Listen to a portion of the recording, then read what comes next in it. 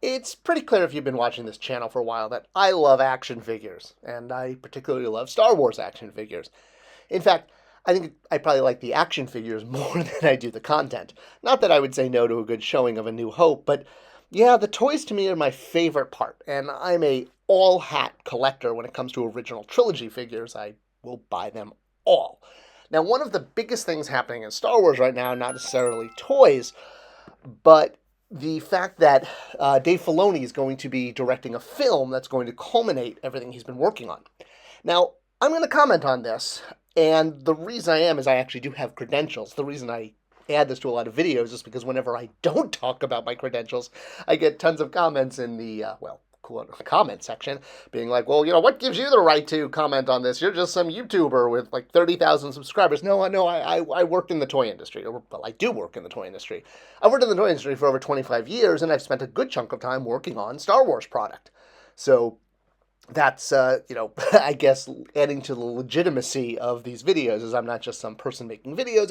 I do have some insight. And in particular, I was the brand manager, the director, overseeing episode 7, Big Figs, which were the larger figures that Jax did, as well as Rogue One. I oversaw both the Rise of Skywalker, Force Awakens. Boy, those sequel movies all blend in your head, don't they?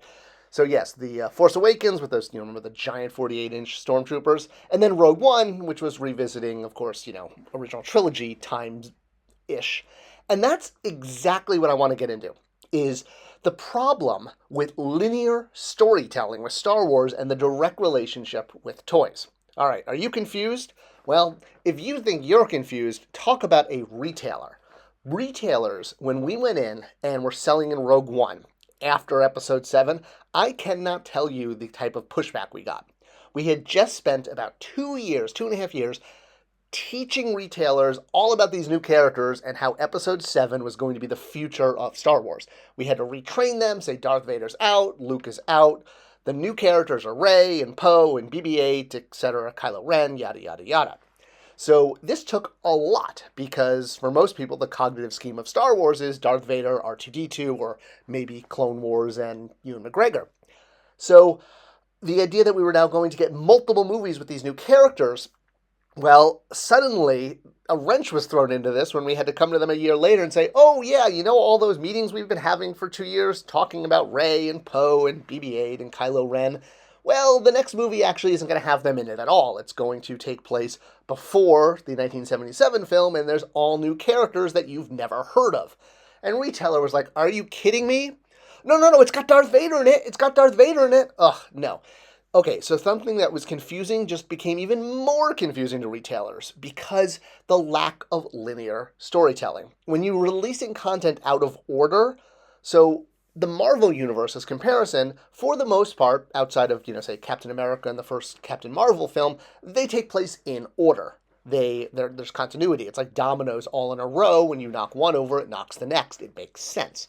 With the Star Wars movies, the dominoes are more like this, all over the place. And the frustration and the lack of order that this created for retail is, I'm shocked that no one's actually made videos about this before because retailers were so confused. Everyone, Toys R Us, Target, Walmart, all of the big ones. Now, you can have an exception to rules, right? So when the prequels came out, retailers understood, okay, I get it. Episode 1, 2, and 3 takes place before Star Wars. It's telling the backstory of Darth Vader. Now, when we retrain them, that we're now going into 7, 8, and 9 as sequels to Return of the Jedi, the jumping off point was the fact that it took place after Return of the Jedi. Now, this is the same timeline for Mandalorian, right? He takes place slightly after Return of the Jedi, not as far as Episode 7. And the, I guess called Mandalorian spin-off shows, as Disney Plus continues to do more and more live action, they all are connecting and creating what people are calling the Filoniverse after Dave Filoni, who created a lot of these characters and also worked on a lot of these animated series. And people are asking, well, now that Dave Filoni is going to be doing movies, will this replace the sequel trilogy as sort of the new sequel trilogy? Because Dave Filoni's work is having all of these references and pickups from Heir to the Empire, the Timothy Zahn trilogy. Well, I guess it's called the Zahn trilogy, Dark Force Rising and Last Command. Heir to the Empire is just the title of the first book. But it introduced Thrawn and, clones with multiple syllables and consonants. You have to remember when this movie came out, Star Wars was in the dark. This was a bright light. This is all we were getting at toy stores was Bendy Admiral Akbar. So there was a time when Star Wars was not on shelf, and getting these books was huge.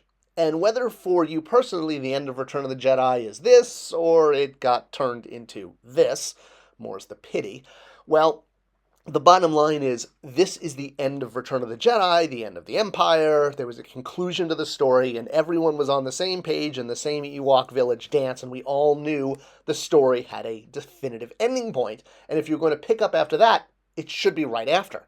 What Filoni has done is he's left these breadcrumbs throughout a whole bunch of his work that continuity-wise stretch back to, well, the Clone Wars animated series, obviously, as well as the spin-offs, Rebels, Bad Batch, etc., etc.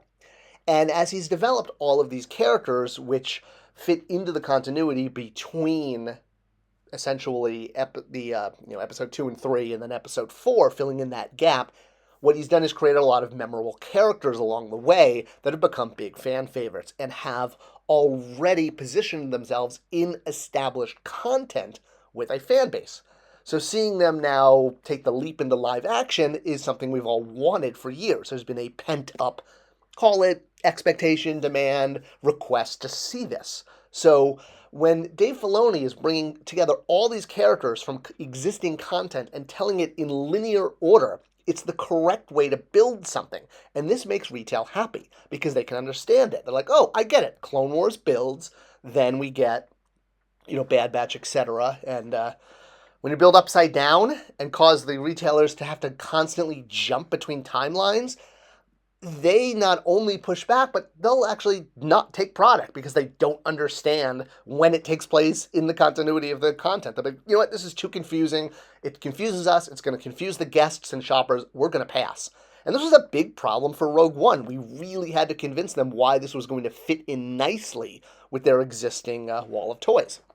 So that all brings us now back to the new films that Dave Filoni is doing based on the linear storytelling of Mandalorian going back to Clone Wars with all these characters coming together to make a Thrawn trilogy. This is going to go over so well with retailers. It makes sense, it's in a straight direction, and it's characters that already have fan bases. This is why, as a former brand manager for Star Wars, I think that this is absolutely the best course of action for the Star Wars franchise, and hopefully will lead to a bright future. I hope you enjoyed this video, and it was a good look at how retailers look at new launches and what's going to work and what's going to not based on, continuity and straightforward continuity. Thanks for watching, thanks for sharing, and I'll see you guys in the next video.